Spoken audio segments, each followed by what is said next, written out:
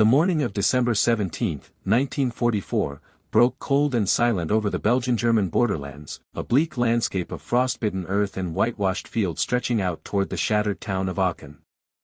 The fog hung low, blurring the outlines of tree lines and distant farmhouses, and in the ghostly stillness of dawn, the deep rumble of an idling engine whispered of violence yet to come.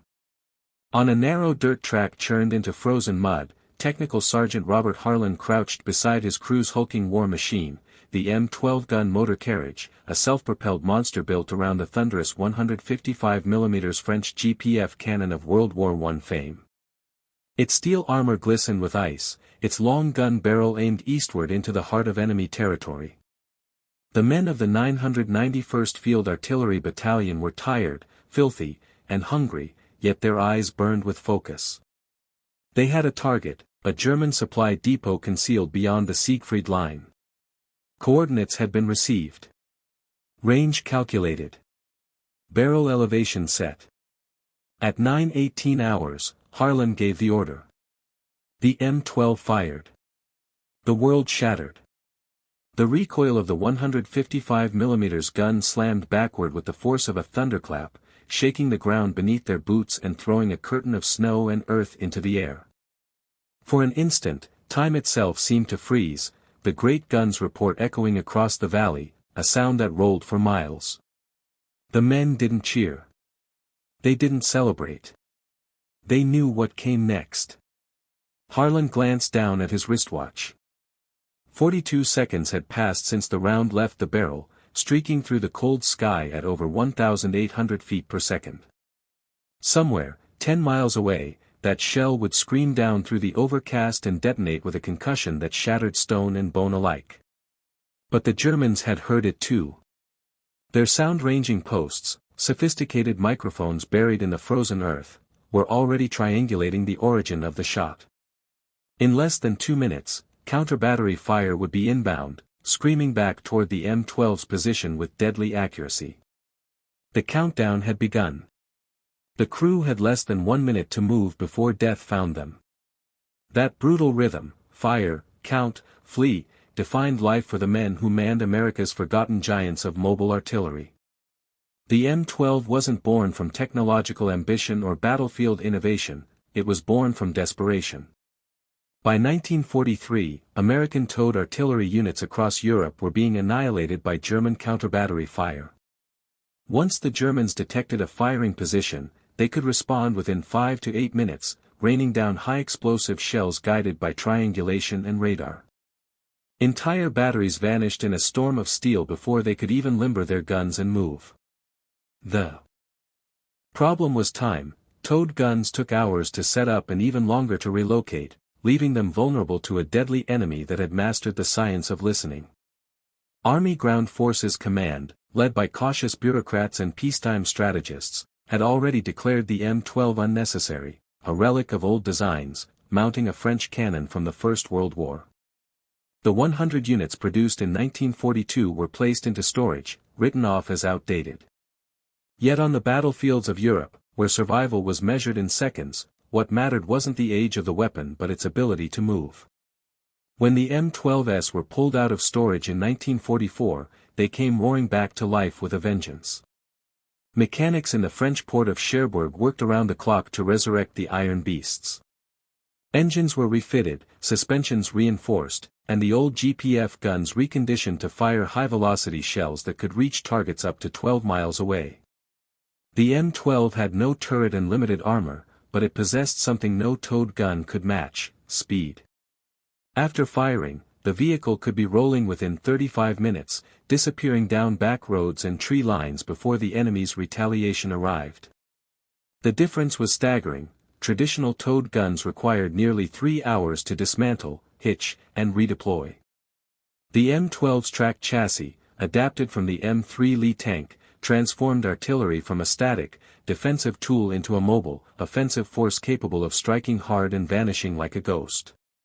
In the hands of skilled crews like Harlan's, the M12 became more than a gun, it became a survivor's weapon. As Allied armies advanced deeper into Germany, the value of that mobility became painfully clear. The Germans were masters of counter-battery warfare. Their sound-ranging stations, built with eerie precision, could detect and map the trajectory of enemy shells using arrays of microphones positioned miles apart. When the Americans fired, the Germans listened. Within 90 seconds, those listening stations calculated bearing and distance. Within 2 minutes, German artillery was returning fire, their shells arriving with devastating accuracy. The only answer was movement, constant, relentless, disciplined movement. The 991st Field Artillery Battalion learned that every round fired started a clock. The moment the gun roared, the stopwatch began its cruel countdown. Crews drilled endlessly to shorten every motion, ramming, loading, firing, unspooling communications cables, shutting down the engine, reversing, turning, and fleeing. What had once been a lumbering weapon system became a ballet of urgency, every man performing his role with the precision of desperation. Each M12 crew lived inside that rhythm. They didn't talk about glory or victory, they talked about seconds. They spoke of shoot and scoot, of not becoming ghosts before the day's end. Their lives revolved around the sound of their own gun and the silent terror that followed it. There was no shelter, no bunker thick enough to hide behind. The M12's open-topped hull offered no protection against shrapnel or airburst. When counterfire came, it came fast and blind, saturating fields, forests, and roads with high explosives. Harlan's men would leap back into the vehicle, the driver slamming the transmission into gear, the massive tracks churning ice and mud as the M12 lurched into motion. Behind them, shells would crash into the spot they just vacated, erasing the evidence of their presence in plumes of smoke and snow. Sometimes, the timing was too close. Sometimes, the shock wave caught them mid-turn, rocking the vehicle and showering them with dirt and splinters. But they kept moving. Always moving. Because in this war of math and machines, stillness was death. The M12's raw power was awe-inspiring.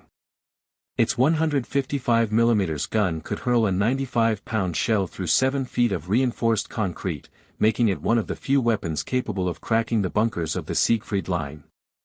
During the assaults on Aachen and later at Metz, the M12s were brought up within direct fire range, their barrels leveled at enemy fortifications like siege cannons of a bygone age.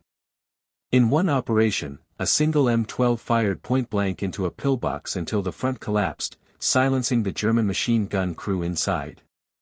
Infantrymen cheered, but the artillerymen remained silent, they knew how vulnerable they were that close to the front. For all its strength, the M12 was still a paradox, it carried a gun that could destroy fortresses but armor that couldn't stop a rifle bullet. Its survival depended not on steel thickness, but on time, those precious seconds between firing and fleeing. By the winter of 1944, the M12 had become an unsung hero of the Allied advance.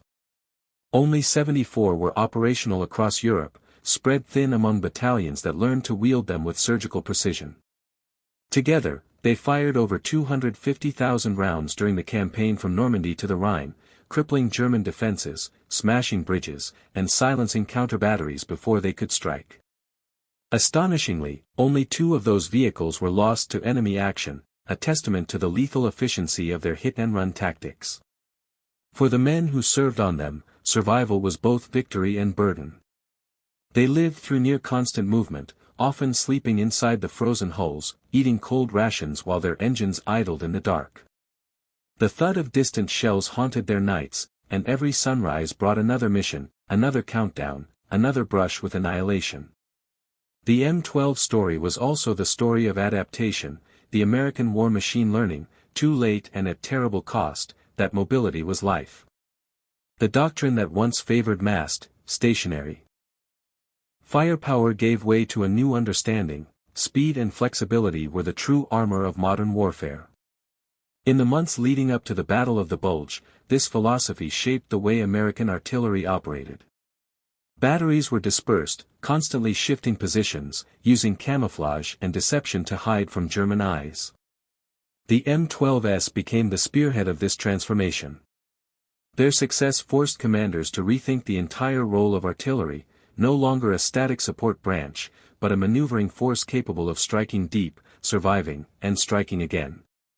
In many ways, the lessons learned from the M12 were the foundation for post-war artillery design, paving the way for the self-propelled howitzers that would dominate Cold War battlefields. Yet for the men like Robert Harlan, those lessons were written not in doctrine, but in moments of sheer terror. They remembered the stopwatch ticking down, the hiss of incoming shells, the gut punch of explosions that tore apart the ground where they just stood. They remembered the feel of the gun's recoil in their bones, the acrid smell of burnt powder, and the strange, fleeting silence that followed each firing, 45 seconds of stillness before the counterbarrage arrived. It was in that silence that life and death balanced on a knife's edge. Some called it luck. Others called it discipline. Harlan called it survival. Every mission completed, every round fired without loss, felt like defiance against impossible odds. They were artillerymen, not heroes, but the math of their war, the cruel equation of sound, range, and time, made survival itself an act of victory. By the end of the war, the M12 gun motor carriage had faded into obscurity, replaced by newer, sleeker designs like the M40 and M41, but its legacy endured in every self-propelled artillery piece that followed. The tactics born from necessity on those frozen fields became doctrine. The lessons of movement, timing, and concealment became ingrained in military thought. And the memory of those 74 machines and their 600 men, firing, fleeing, surviving, became a quiet testament to the brutal, mathematical nature of modern war.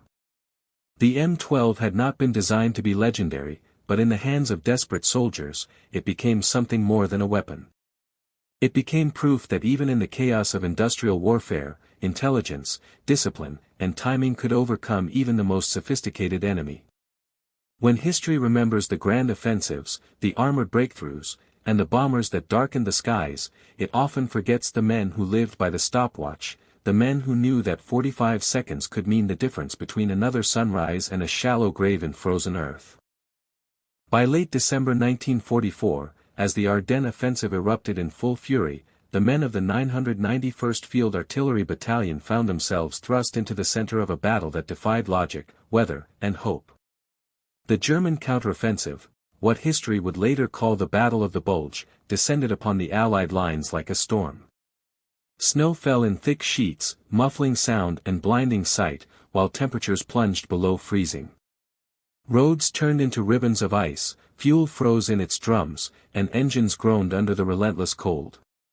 Yet amid that frozen chaos, the M12 gun motor carriages roared to life once more, their engines coughing clouds of white exhaust into the frigid air. The American front was buckling under the surprise German onslaught, and the M12s, those so-called obsolete relics, were called forward to perform the one task they had mastered: hit hard, hit fast, and disappear before the enemy could react. Every mission began with a silence that felt almost sacred. The men waited inside their open-topped steel beasts, breath fogging in the sub-zero air, their hands stiff from cold even through heavy gloves. Radios crackled with coded fire missions, coordinates relayed from forward observers who sometimes didn't live long enough to send a correction. The orders were simple: shell the advancing German columns before they reached the crossroads, delay their armored spearheads, destroy their supply convoys, and then vanish. The crews didn't ask where the targets were or what units they struck, they just knew each mission might be their last. The M12s rolled into firing positions along snow-covered hedgerows and half-frozen rivers, their tracks crunching over the ice like the grinding of bones. They dug in just enough to stabilize the recoil, elevation cranked, range set. Then came the sound, a thunderclap that tore through the forest, followed by the faint, echoing shriek of a 155mm shell cutting through the winter sky. For a fleeting moment, the only motion was the recoil of the gun and the rising plume of smoke. Then the stopwatch came out. 45 seconds. That was all they had before the enemy began to respond. German artillery units hidden deep in the forests of the Eifel had refined counter-battery tactics into an art form. They relied on sound-ranging posts, flash spotting, and later even radar reflections to track the origin of Allied fire. The moment an American gun fired, the German network came alive. Operators recorded the sound waves, calculated azimuths, cross-referenced angles, and within 2 minutes, coordinates were transmitted to heavy batteries. Within another 60 seconds, shells were on their way. For a stationary towed gun, there was no escape. But for the M12, that 45-second window was survival itself. Drivers gunned the engines the instant the gun fired, tracks biting into snow and mud as the vehicle lurched backward. The loader and gunner would already be securing the breech, tying down the barrel, while others reeled in cables and tossed spent shell casings aside. Within a minute, the M12 was in motion, leaving only tire tracks and a smoking crater where it had stood. Behind them, German shells fell like a hammer from the sky, erasing their firing position from the earth. The enemy thought they had killed the gunners, but the M12s were already miles away, setting up for their next barrage. The rhythm of those days was mechanical and merciless. Fire. Move. Fire again. Day and night blurred into one endless cycle of deafening noise and fleeting silence. The men learned to sleep in shifts, heads resting on steel armor that radiated the fading warmth of the engine. They ate cold rations with grease-stained fingers, drank from canteens that froze shut, and shared cigarettes under the dull glow of blackout lamps. The cold gnawed at them worse than fear. It froze fingers, cracked lips, and made simple maintenance a battle in itself. Yet they kept the M12s running with ingenuity and stubbornness, heating oil pans with burning rags, using shell casings as hammers, even stripping parts from wrecked tanks to keep their vehicles alive. To them, the M12 wasn't just a machine, it was salvation. Without its mobility, without its armor, they would have been corpses buried beneath the snow alongside the countless towed gun crews who hadn't been able to flee in time. As the Battle of the Bulge intensified, the M12 units were thrust into roles no one had anticipated. They were designed for indirect fire, lobbing shells over miles of terrain. But in the chaos of the German breakthrough, lines collapsed, and the front became fluid.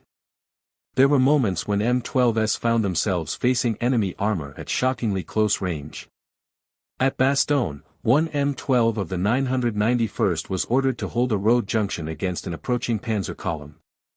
The gun crew dropped the barrel to nearly level and fired point-blank at the lead tank. The 155mm shell struck the Panther dead center, detonating the ammunition inside and turning the vehicle into a fireball. The blast wave nearly flipped the M12 over. Undeterred, the crew reloaded and fired again, the second round punching through a second tank that tried to bypass the wreckage. For 30 minutes they fought alone, their open-topped carriage bathed in snow and fire until reinforcements arrived. When it was over, the road was littered with burning armor, and the M12 stood smoking but intact, a testament to the raw, unrelenting power of its ancient French gun and the men who dared to wield it like a siege weapon. The effectiveness of the M12 went far beyond destruction, it was psychological. German troops began to refer to it as the ghost gun because it struck without warning and vanished before counterfire could land. They would hear the distant boom, count the seconds, and then their world would erupt in explosions. The American shells came from nowhere, flattening gun positions, tearing through fortifications, and obliterating troop concentrations before anyone could react. German commanders complained in their reports about phantom artillery that could not be fixed by their sensors. It was not until captured American maps and prisoner interrogations that they realized the truth. The Americans were using mobile 155mm self-propelled guns in a way the Germans themselves had never anticipated. The M12s didn't wait for orders from corps artillery groups, they operated semi-independently, firing short missions and then moving through pre-arranged routes that made tracking them nearly impossible. It was the birth of a new kind of warfare, one where precision and speed replaced mass and volume. For the men inside the M12s, none of this mattered in the moment. They didn't feel like pioneers or tacticians. They felt like survivors in a machine that demanded everything from them. The gun was deafening, every shot rattled teeth and left ears ringing for hours. Powder smoke stung their eyes and lungs. The recoil crushed them against the steel walls, bruising ribs and backs. The vehicle's armor offered no real shelter, every piece of shrapnel that whistled overhead was a potential death sentence. Yet they endured, driven by duty and something deeper, an unspoken brotherhood born of shared danger. They laughed at death in the brief moments between missions, swapping jokes and letters from home, carving initials into the gun's breech block. They named their machines with gallows humor, Sweet Revenge, Last Chance, Thunder Child, Widow Maker. Each had its scars, each told a story. And when one crew failed to return, the others didn't talk about it. They just took up the next mission, knowing that every shot fired was another step toward the end of the war, or their own. Behind every M12's thunderous barrage lay a web of intelligence, coordination, and calculation. Forward observers perched in church towers, forests, and bombed-out towns fed target data through radios barely functional in the cold. Fire direction centers translated those coordinates into firing solutions, adjusting for wind, temperature, and elevation. The men in the M12s rarely saw their targets. They trusted the math, the instruments, the unseen voices over the radio. But sometimes, during direct fire missions, they saw the results up close, German bunkers collapsing in clouds of concrete dust, enemy guns silenced, infantry scattering in panic. There was satisfaction in that, grim and fleeting. For every bunker they destroyed, they remembered the faces of comrades killed in previous weeks, obliterated by shells they never saw coming. The M12 gave them something precious in return, control. For the first time in months, they could strike back faster than the enemy could respond. It didn't make the war less brutal, but it made survival possible. The effect of the M12 on the battlefield went beyond immediate tactical gains. Its presence forced the German artillery corps to rethink their entire counter-battery strategy. The old reliance on sound ranging and pre-registered grid zones failed against moving targets that refused to stay put. German operators reported false positives and ghost echoes, chasing sounds that no longer led to living guns. The Americans exploited this confusion, coordinating deceptive fire missions where one M12 battery would fire briefly from one sector while another struck from a different direction. The result was chaos. German counter-battery units wasted shells on empty fields, while the real guns pounded their defenses. It was an elegant kind of warfare, mathematical, mobile, and merciless. By January 1945, as the German offensive began to falter and Allied forces regained momentum, the M12s pushed forward again, their tracks grinding through the ruins of villages and the wreckage of retreating enemy columns. They crossed frozen rivers on makeshift bridges, fired from behind barns and churchyards, and carved paths through the shattered remnants of the Siegfried Line. The war was changing. Every day brought them closer to the Rhine, closer to victory. But to the crews, the war was still measured in seconds and shells. They knew better than anyone that victory didn't come from grand strategy, it came from surviving the next mission, the next barrage, the next 45 seconds after pulling the trigger. When the order came to fire, they didn't hesitate. They braced, pulled the lanyard, and counted the seconds once more, listening for the distant thunder that marked another strike in the endless duel of sound and steel. For the men of the 991st, those winter months became a blur of exhaustion and endurance. They moved constantly, rarely staying in one position long enough to rest. They lived inside their machines, sleeping beside hot breech blocks and cold rations, their uniforms stiff with grime and frozen sweat. Letters from home arrived weeks late, sometimes soaked and unreadable. Yet morale held firm, not from patriotism alone, but from the fierce pride of knowing that their strange, temperamental machines were saving lives. Every time they moved faster than German counter-battery fire, every time their shells silenced an enemy gun line, they were proving that ingenuity and courage could outmatch precision and science. The M12 had become a symbol of survival through motion, of how adaptation could turn obsolescence into advantage. The men who drove, loaded, and fired them didn't see themselves as heroes, but history would remember them that way, because when every second counted, they never wasted a single one. March 1945, Germany was dying, but it refused to fall quietly. The once proud cities of the Reich lay shattered beneath Allied bombers, bridges burned, rail lines twisted into molten wreckage, and every river crossing turned into a battlefield of desperation. Yet even as the Wehrmacht crumbled, its artillery still fought with terrifying precision. From hidden woods and church steeples, German guns harassed every advance, forcing American and British columns to fight for every mile. It was here, in the final months of the war, that the M12 gun motor carriage proved beyond any doubt that it was not merely a stopgap weapon, it was the future. Across the front, the thunder of its 155mm gun echoed like the tolling of a bell for a dying army. The men who crewed it had survived the carnage of Normandy, the frozen agony of the Bulge, and now they drove east through the ruins of the Reich itself, carrying with them the hard-earned mastery of the deadliest countdown in modern warfare. The 991st Field Artillery Battalion moved like ghosts through a wasteland of collapsed villages and blackened forests. Their M12s, once freshly painted in olive drab, were now coated in grime, soot, and battle scars. The names stenciled on their sides, Old Glory, Doom Wagon, Faithless, Echo 6, had been painted over and repainted as crews rotated, men were wounded, and replacements joined from shattered units. By now, every man knew his machine intimately, down to the groan of its suspension and the rhythm of its engine when cold. They could fire, stow, and move faster than any artillery crew in Europe, because to them, the stopwatch wasn't a tool, it was instinct.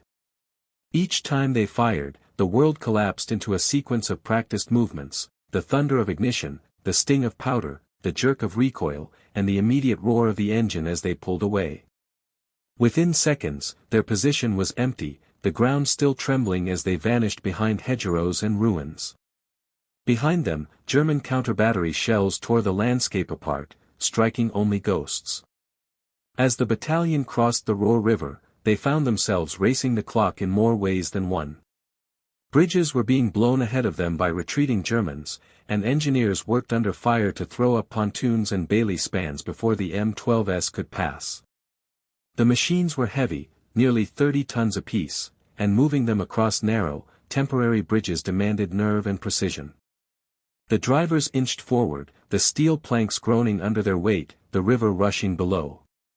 On the far side, they would immediately take up firing positions, often within range of German mortars and machine guns. Every crossing felt like gambling with fate, but there was no other choice. The advance had to continue. Harlan's crew, veterans of nearly 100 fire missions, crossed under shellfire at dusk, their tracks clattering over the span as enemy rounds splashed into the water below. When they reached the far bank, they didn't stop to rest, they set up and returned fire within minutes, answering steel with steel. The deeper they drove into Germany, the more the landscape itself seemed to resist them. Entire towns had become fortresses, their stone walls bristling with anti-tank guns and Panzerfaust teams.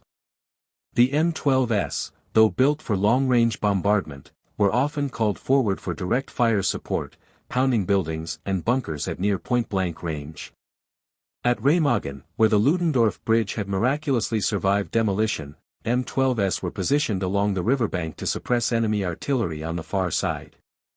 Their 155mm shells screamed across the Rhine, exploding in blinding flashes that shook the air like thunder. The Germans returned fire instantly, and once again the M12s did what they did best: fire, move, survive. In that deadly dance of trajectory and timing, every second mattered. When the bridge finally fell days later, its twisted steel skeleton crashing into the river, the men of the 991st watched in silence. They had done their part. They had helped hold the crossing long enough for thousands of soldiers to pass. That was victory enough. Behind the lines, the legend of the M12 spread quietly among the infantry. Soldiers spoke of it in mess tents and foxholes as the gun that never got hit. They said you could hear its shot, count 45 seconds, and then see an enemy bunker disappear. To them, it was a miracle weapon, but the men who crewed it knew better. There was no miracle, only discipline, precision, and fear honed into reflex. Every time they pulled the lanyard, they risked annihilation. Every mile forward meant entering new killing zones mapped by German observers. They saw comrades killed by random shells, trucks torn apart by airbursts, entire batteries wiped out in seconds. They buried their dead beside roads and fields, marking the graves with shell casings and crosses made from broken gun trails. And then they moved on, because the mission never stopped. The war didn't care who lived or died, it cared only that the guns kept firing. As the Rhine crossings expanded and the Allied front surged toward the heart of Germany, the 991st was among the first artillery battalions to employ rolling fire tactics on a massive scale. Instead of firing from fixed positions, they leapfrogged their M12s in coordinated patterns, maintaining constant pressure on retreating enemy formations. One platoon fired while another relocated, ensuring a continuous barrage that kept the Germans off balance. This tactic, born from their desperate need to avoid counter-battery strikes, became one of the most effective artillery strategies of the campaign. German forces could no longer predict where the next salvo would come from. In reports intercepted by Allied intelligence, captured officers described the experience as fighting an enemy that fires and vanishes into the fog. To them, the M12s had turned the battlefield into an invisible chessboard, one they were always losing. Inside the M12, life was a mixture of monotony and terror. Long stretches of waiting were broken by moments of pure chaos. The men cleaned their weapons obsessively, greased bearings, checked ammunition, and tried to stay warm. When the order came down, everything erupted at once. The loaders slammed shells into the breech, their muscles straining under the 95-pound weight. The gunner adjusted elevation and deflection by instinct. The commander shouted over the roar of the engine, the driver revved for immediate movement. The shot fired, and within seconds the vehicle was moving again. There was no applause, no triumph, only the sound of treads grinding over frozen earth and the faint, distant explosions of their own shells finding their mark. They had become machines themselves, synchronized with their weapon, part of its heartbeat. By the time they reached the outskirts of Cologne, the war had become something surreal. The German defenses were crumbling, but every corner hid danger. Snipers stalked the ruins, mortars fell without warning, and pockets of SS troops fought to the last man. The M12s rolled through streets lined with rubble, firing into upper floors and church towers where machine gun nests had taken refuge. Civilians huddled in basements, emerging only after the guns moved on. The sight of the massive self-propelled artillery pieces rumbling through the wreckage of ancient cathedrals left an impression on everyone who saw them, living symbols of an unstoppable force of retribution. For the men who crewed them, the emotion was more complex. There was pride, yes, but also fatigue. They had seen too much destruction, felt too many concussions, buried too many friends. Yet still, when orders came for another fire mission, they obeyed without hesitation. That was their duty, their rhythm, their 45 seconds of defiance. When victory finally came into view, it did not arrive with fanfare or celebration. It came quietly, in the sound of silence where gunfire used to be. By April 1945, the 991st Field Artillery Battalion had fired more than 250,000 rounds since landing in France. They had crossed 2 countries, fought through every major engagement of the Western Front, and lost fewer men to enemy fire than any comparable artillery unit in the U.S. Army. Only 2 of their 74 M12s had been destroyed by direct hits, an almost miraculous statistic in a war where The irony was that as the war ended, the M12 itself was already being retired. The Army's Ordnance Department had developed its successor, the M40 Gun Motor Carriage, which carried a newer 155mm gun on an improved chassis. To most, it was just an upgrade, but to the men who had fought in the M12, it felt like saying goodbye to an old comrade.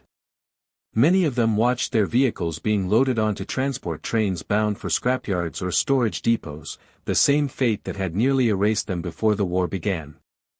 Yet deep down, they knew the truth, the M12 had done something extraordinary. It had taken an outdated gun, an improvised chassis, and a crew of ordinary soldiers, and turned them into a weapon that changed the battlefield. It had survived when logic said it shouldn't, endured when the army had forgotten it, and proven that sometimes the simplest tools, in the right hands, can reshape history. In the post-war years, historians and generals alike would study the reports from the 991st and other M12-equipped units. They would analyze the timing, the movement, the casualty rates, and the counter-battery avoidance patterns. What they discovered became the cornerstone of modern artillery doctrine, the concept of shoot and scoot.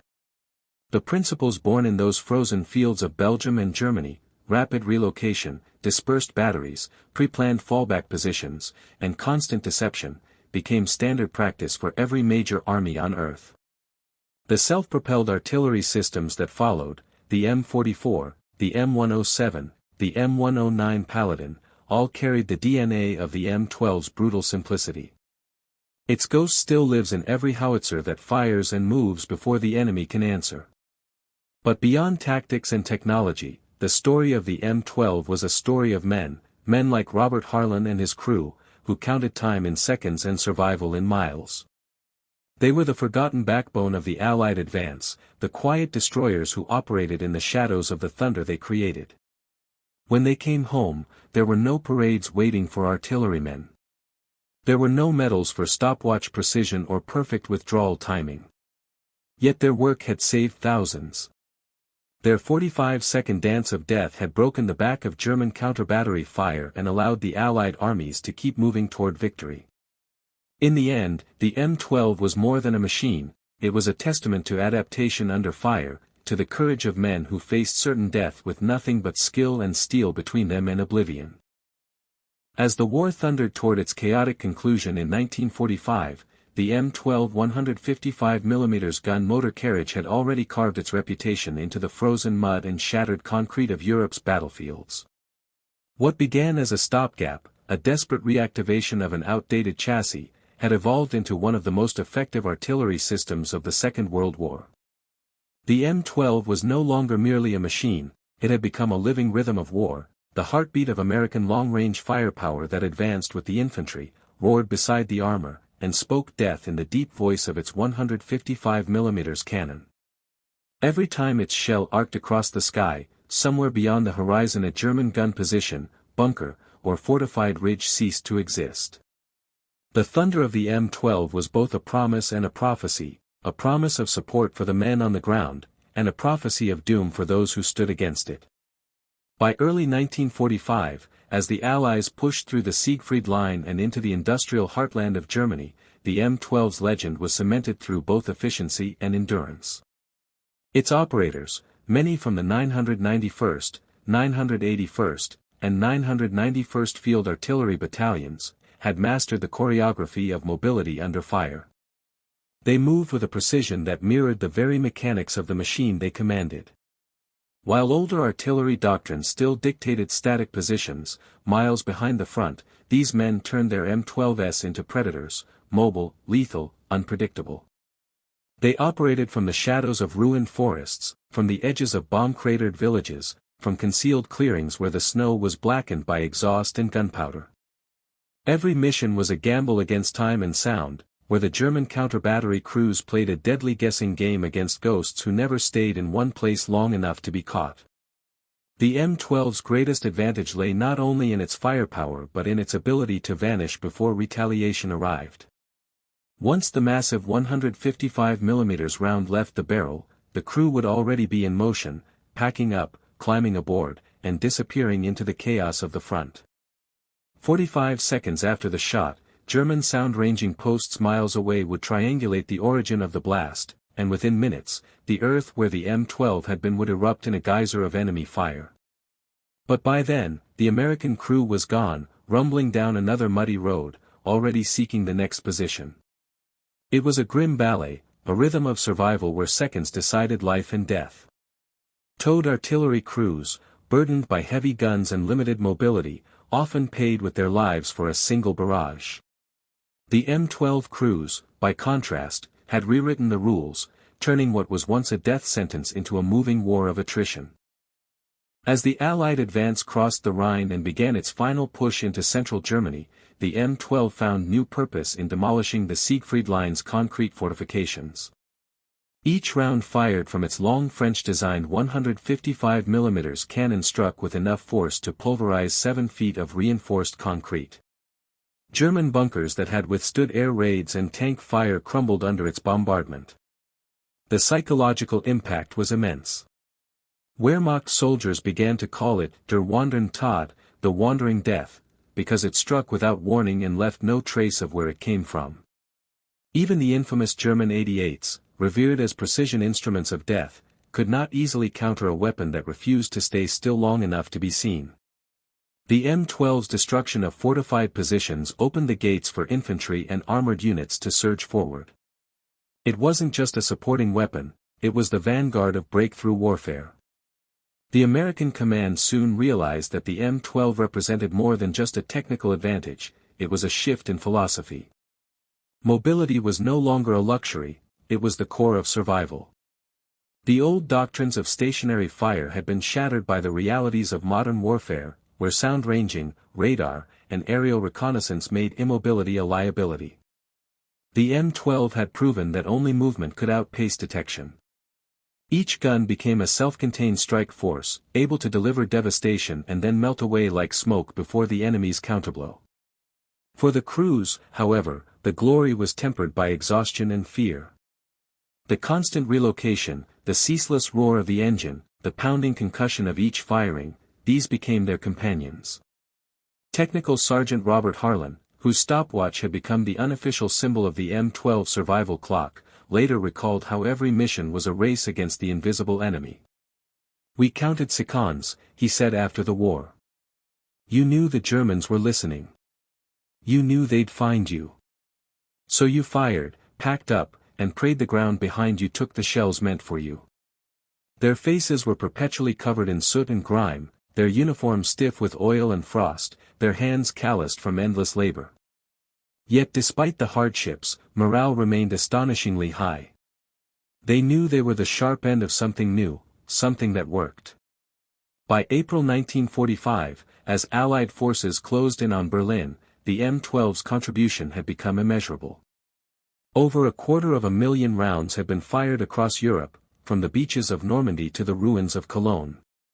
Only 2 M12s were lost to enemy action, a staggering statistic considering the intensity of the fighting.